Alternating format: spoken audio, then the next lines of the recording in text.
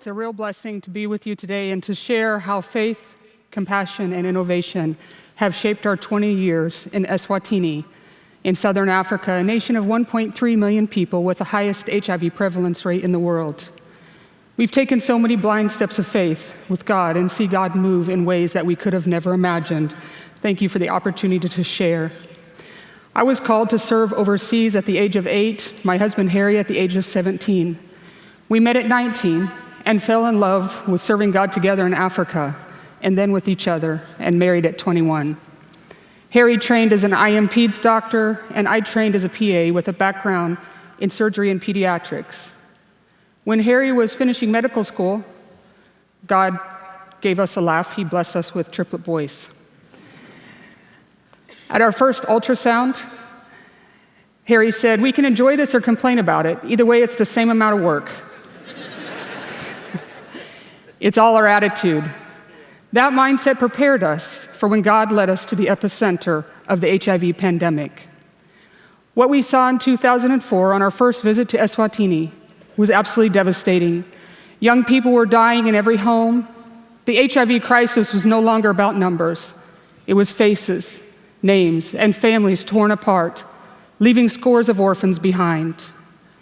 International agencies warned that without drastic action, Eswatini would be considered statistically extinct by the year 2050.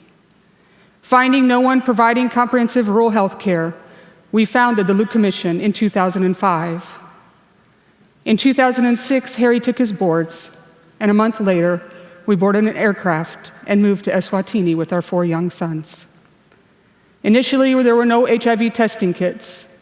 When they finally arrived, we were testing 250 people a day positive for HIV, but only had antiretrovirals for 5. For many, healthcare was out of reach, barred by the high cost of transport, broken supply chains, and stigma. So we went to rural communities and built relationships. We started with a team of 10, and were the only healthcare providers for the first 8 years. Fast forward 20 years, the team has grown to 700, 97% local staff, with 45 divisions, scaling to serve 300,000 outpatients annually, and admitting 88% of our nation's critical care patients, nearly 30% of the national healthcare framework. Combining compassion, innovation, resilience, diverse solutions, and international standards, patients receive high-quality care at the lowest possible cost. We believe that every patient is a VIP, a very important patient, and our team stays until every person is treated like we would our own family. God prepared our hearts for some time. I was raised in Florida originally, born in Florida, and then my parents moved to North Carolina when I was about 6. We did grow up poor, but not poor in spirit. My parents, they always told us that the sky's the limit, that we need to do anything that God tells us to do, and that has really been a guiding light for my life. My dad is a Dutch guy, so a little bit frugal. But we actually built the house as we lived inside of it, and we had tarps over the roof while we were living in it. We had pit latrines. We washed in the creek and in the sink that was there. We really lived very low-key. We didn't have healthcare insurance when I grew up. Or when my sister was 15, she was very sick, and my father tried many times to get her admitted at the hospital, and they refused. And I was 17 at the time. I knew very well they were refusing us because we didn't have healthcare insurance. I feel brokenhearted for people who don't know what love feels like and don't have access to healthcare. We learned that poverty wasn't the worst thing that can happen to you. The worst thing that can happen to you is not to know what love feels like. So we started working in rural areas, and we always took our boys with us. They would do their video school on the bus, and then as soon as they got done, they would come off the bus and work with us. This is our 5th child in the field just 2 weeks after cesarean. The children built bridges and relationships that we never, ever could build. Reaching sites was difficult at times. To preserve trust, we worked late into the night to care for those who were waiting. The boys would fall asleep on anything and anywhere. And when we were done, we'd pick them up and put them on the bus and take them home. This was our home for the first 8 years. and these containers were our warehouses. In the bedrooms, we stored commodities. Harry and I shared one room with the 4 boys, not because we had to, we were living the dream. All of us ate in the small kitchen. And then in 2013, a miracle. God opened the door for us to purchase 150 acres of farmland in the center of Eswatini, and it was our new home in just 17 days. We moved the containers and started building. Fast forward to today, the triplets have graduated from university with degrees in international business, cybersecurity, and business management. That one's headed to medical school in July. And the 4th is in his 3rd year of business finance. God has led all the boys to stay and work in Eswatini, and it's such a blessing to be now ministering next to them.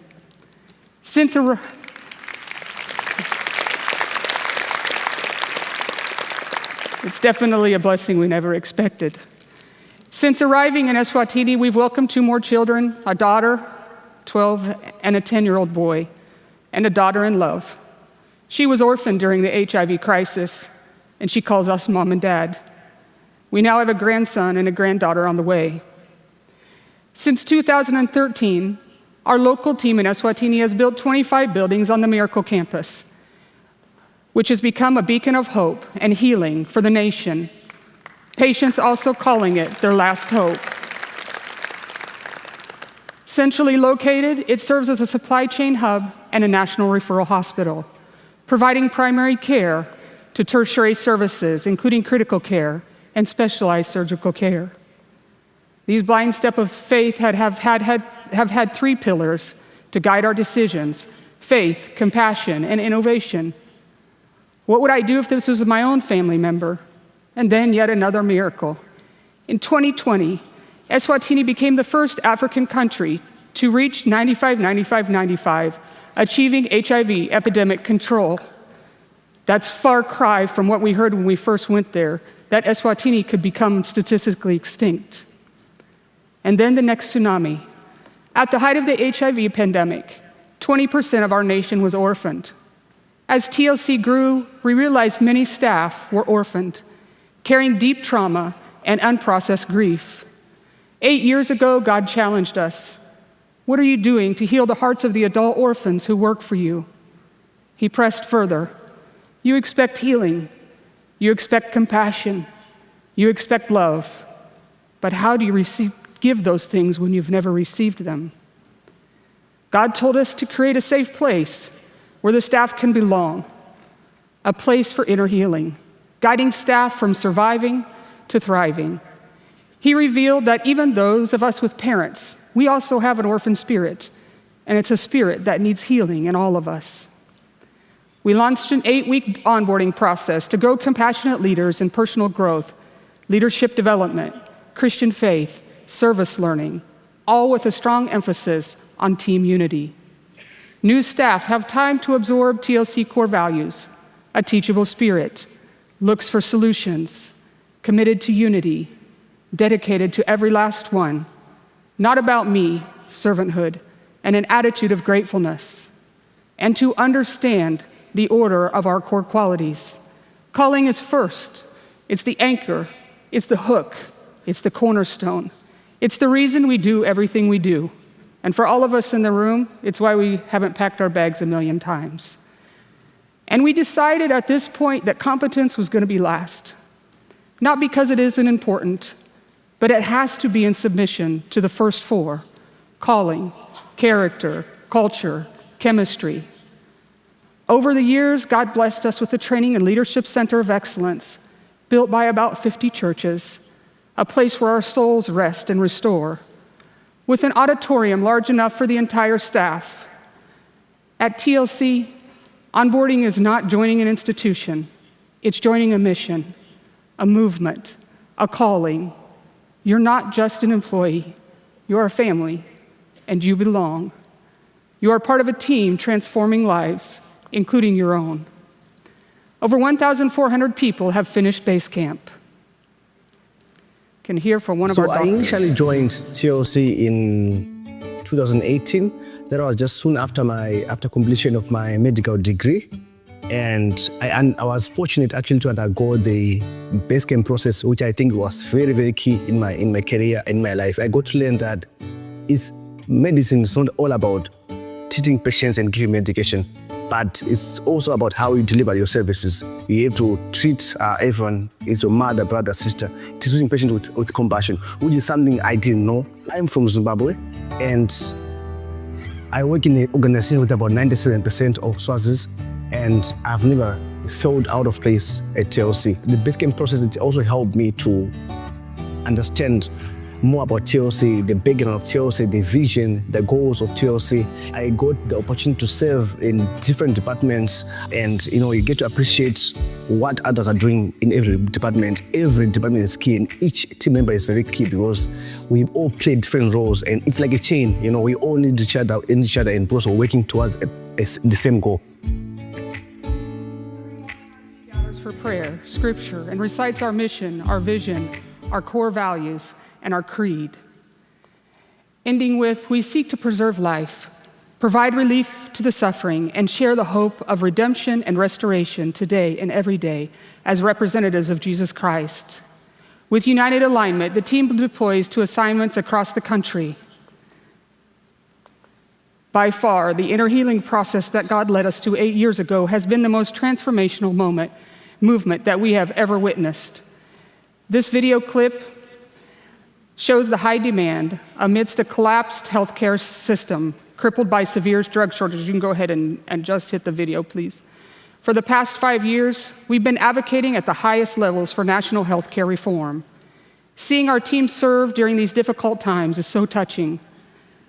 Patients arriving as early as 3 a.m. and finishing at midnight. The resilience gained during base camp came just in time. During COVID-19, most of our facilities closed or stopped accepting patients due to the lack of oxygen and other operational challenges. This is our ICU during the third wave of COVID. We supported the government in 3 key ways. We admitted 90% of the nation's ICU cases. Because Eswatini was completely dependent on South Africa for oxygen, we built a PSA oxygen production plant. We didn't know it at the time, but it was the largest of its kind in Africa. And we developed a digital system for the national COVID-19 vaccination program, including the issuing of digital travel certificates. In the second wave, we had massive death. Eswatini was completely dependent on South Africa for oxygen, and we were only receiving half of what we needed. This picture is just 1 day of empty cylinders waiting to go back to South Africa to be filled. Like in wartime, we sent an SOS out to all of our senior leaders, asking for their best of the best. This is an IT manager who managed regulators for the whole of the second wave. Our software engineers used real-time data to determine the size of the plant, or it would have been way too small. And then they installed the reticulation system. Just 6 weeks later, we connected to a liquid oxygen tank from South Africa. That was a bridge while our construction team flipped down to build the oxygen plant. And they built the shell of the oxygen plant in just 52 days. And then on the 9th of June, 2021, for the first time in our nation's history, we started producing oxygen. Just as the third wave was incoming, which coincided with unprecedented civil unrest, causing our oxygen supply from South Africa to be cut off. For 2 weeks, our plant was the only oxygen source for the entire nation. Having oxygen changed absolutely everything. At the peak of the third wave, we had 138 patients admitted at once, 91 in the ICU, and 55 on ventilators. We set up a tent outside because we were receiving ambulances in rapid-fire succession. Our spiritual care team embedded with the hospital full-time, ensuring that staff and VIPs were always supported. We saw patients accepting Christ in their last moments of life during this time period. Many ambulances carried 2 and 3 patients, often without oxygen, severely desaturated. This is our large ICU with 48 people on ventilators. The digital system mitigated unnecessary loss of life, and our team never quit. We didn't lose even 1 staff member, and no one absconded, and everyone showed up for their duties. And we witnessed yet another miracle. During the second wave, Eswatini had one of the highest case fatality rates in the world, at 4.4%. By wave 3, with enough oxygen, ventilators, and a team willing to do the hard work, it dropped to 2%. This is one of my favorite pictures from the third wave. On the right, ventilators arriving at 1 a.m. On the left, a supply chain and biomed team member. No one asked them to be there. They knew others' lives depended on it. Within an hour, the ventilators would be set up, tested, and on patients. I shudder to think about the number of lives that would have been lost without that level of commitment. Compassionate resilience also closed critical gaps in specialty surgical care in Eswatini. Using our digital system, we connect specialists all over the world, providing a straight-up, safe learning environment for our medical doctors. Today, our specialty eye program is the largest in Eswatini, having operated on over 5,000 patients in the last 10 years. This time lapse, you can go ahead and hit it, in the OR demonstrates how the digital system tracks time and motion to ensure every second counts. These are patients coming from the operating room and patients waiting to have their patches removed.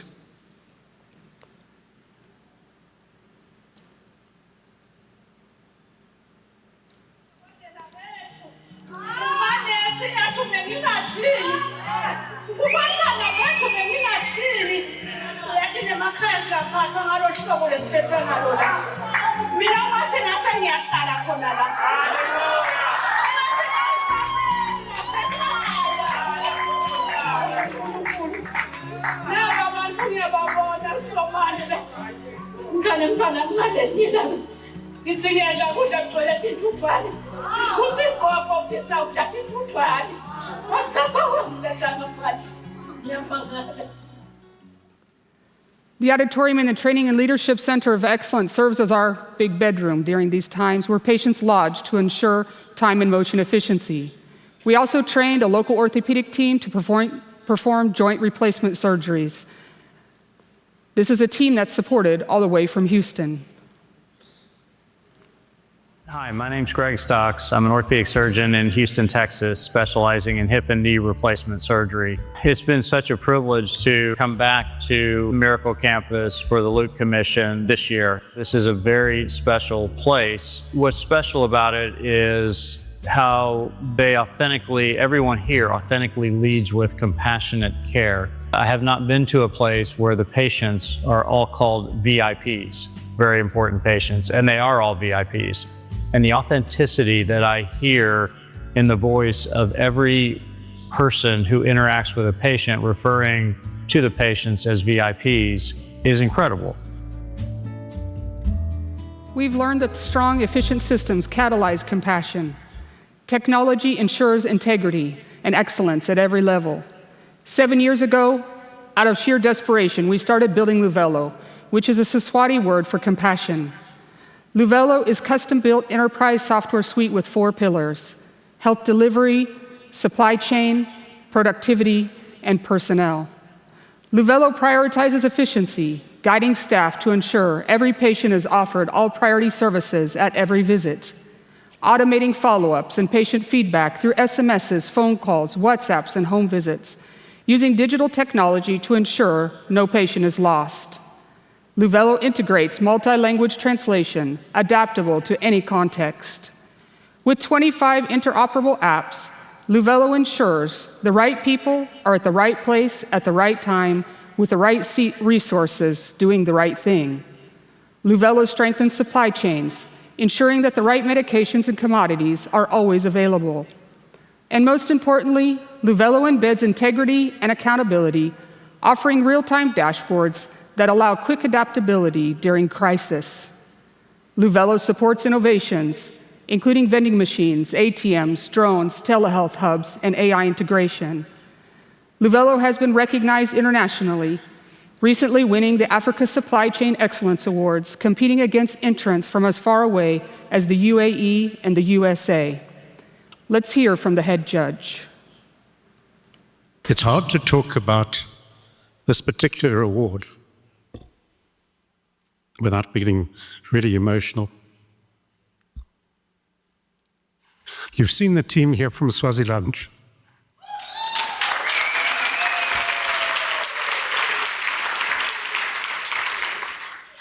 I think it was certainly a unanimous award from the judges. And if you talk to Mike and to Martin, 30 years of judging, the best entry they have ever seen. I mean, it's very unusual, but they scored an average of about 94% on their scoring. I've never seen anything like it at all. So for the special award, top award of the evening, can I ask the whole team from the Luke Commission for their entry, Luvello, to please come up. Luvello has empowered a world-class snakebite treatment unit. The narrative used to be, if you're bitten by a black mamba, say your goodbyes. In 2018, one of our advisors told us that if we had an ICU, we would save the lives of the neurotoxic snakebite victims. So we built an ICU, which is why we were prepared for COVID. These are a few of the children who survived after being bitten by neurotoxic snakes. Luvello also tracks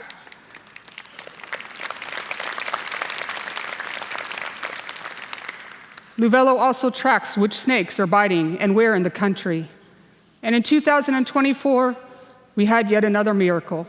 For the first time in recorded history, Eswatini did not lose a single life or limb to snake bites due to the availability of critical care and supply chain excellence, ensuring that there was never a stockout of antivenom. Lalo is one of our patients from 2024 who arrived in an ambulance coding from a neurotoxic snake bite and was immediately intubated. By day 3, he appeared brain dead.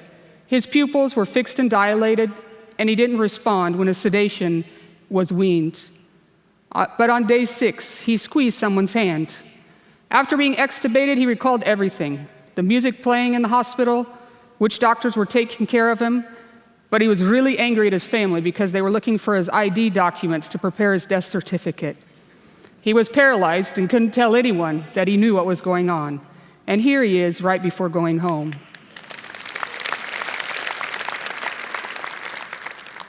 Luvello also empowers the first approved drone network in Eswatini. This is the drone network launch in 2024. And yes, these are all school kids. Because we invited them, we want them to dream about innovating.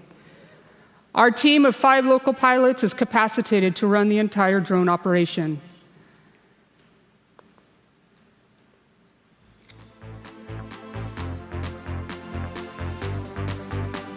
She's putting the battery inside and loading the payload.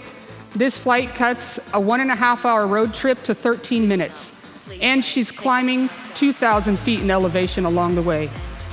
This network revolutionizes on-demand dispatch and accountability of high-value commodities, delivering medications and lab samples to anywhere in Eswatini in less than 45 minutes.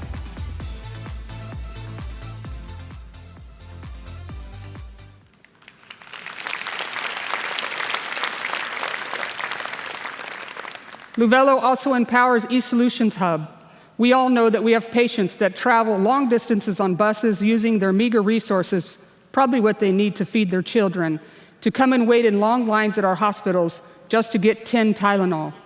We had a dream. We wanted those days to be over. So we built a telehealth hub. You can go ahead and run the clip there if possible, please. It's just built in a 40-foot container.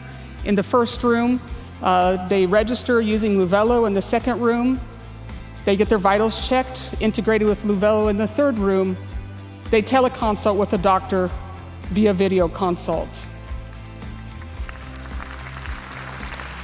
Then the doctor orders their medications in the system, and it sends the patient a once-off pin. Once they put the once-off pin in the vending machine, it dispatches their medications. These vending machines hold 270 unique SKUs and 3,000 items, and it's all off-grid, solar-powered, and connected by Starlink.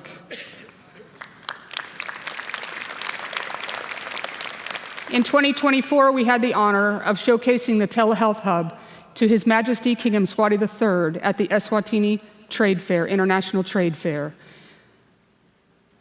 In June of 2023, His Majesty officially opened the Miracle Campus Hospital.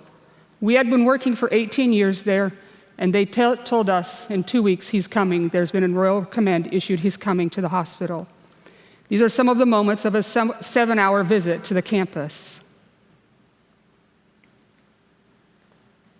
Bekunene minyenti imsebenzi lemihle lesingayisho le yakhiwe yendiwa ngiyo iLook Commission lesingakusho nje ukuthi namuhla njoba silapha sonke sidodumisa nekubahalalisa emsebentini yonke nemitamo labayendako unakelela eMaswati lapha kuyabonakala nangembala singasho sibili ukuthi laba lebe balapha bebavele bathunywe nguNkulunkulu ngoba ubona nangale tendo letendekako khona lapha kwekutheni kwendiwe imisebenzi leminyenti njoba lapha sekwakhicitwa oxygen kwenteka lokwana lokwa nekwekusho ukuthi le Look Commission miracle namuhla kusukela namuhla seyivele ibusisiwe ngekwemthetho ebekunene.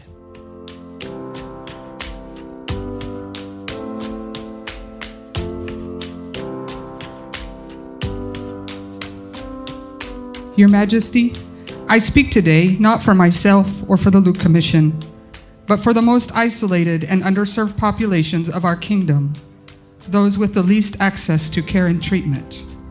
We believe that all solutions for a thriving Eswatini are already in Eswatini, are in the hearts of our people, our Mswati.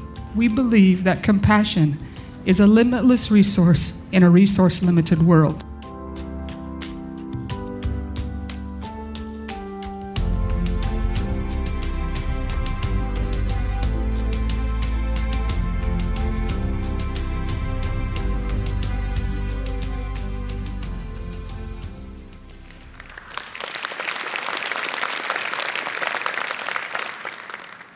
His Majesty also toured the Luvelo digital ecosystem and IT advancements and saw firsthand that his vision of a first world Eswatini was already reality in Eswatini.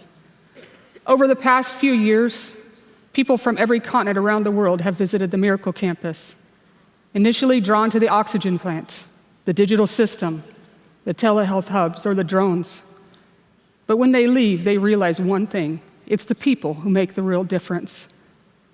Johnson & Johnson, I've never seen anything like this anywhere. I'm going back in awe of everything you have done and accomplished in Eswatini. You are leading the pack, and what you are doing should be done elsewhere in Africa. Our former Prime Minister, if government had even 50% of the real-time data TLC has, we would have a thriving economy.